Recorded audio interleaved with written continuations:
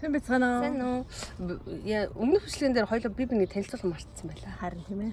За тэгэхээр би Наваг Инх Чимэг гэдэг. Тэгээ 2005 онд анагаах ухааны их сургуулийг төгсөөд Монгол тэгээд лабораторийн эмчээр ажиллаж байгаад ирсэн.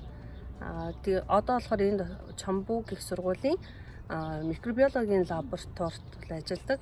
Гол миний одоо ажилладаг прожект бол хүний хэвийн бичил биетэн хүний бие махбод эрүүл мэндэд хэрхэн нөлөөлж байгаа талаар бол судалгаа хийдэг байгаа.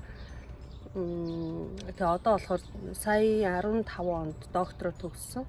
Магистраас энд хийсэн. Магистраа 15 онд төгсөөд доктороо 18 онд сая төгссөн. Одоо энэ постдок хийж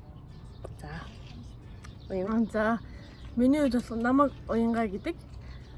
Би 2014 онд анагаах эмшүүс төгсчөөд шууд энэ Солонгост ирээд магистраа энэ Солонгосын Жанжу хотын Чамбуг их сургууль 2016 онд элсэж ороод 18 онд төгсөөд шууд докторийн курстээс одоогийн байдлаар суралцж байна.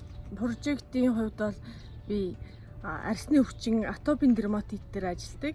Тэгээ манай лаборатори бол яг үүдэл эсийн лаборатори. Тэгээ үүдэл эс дээр бас ажилладаг. Ийм байна. За.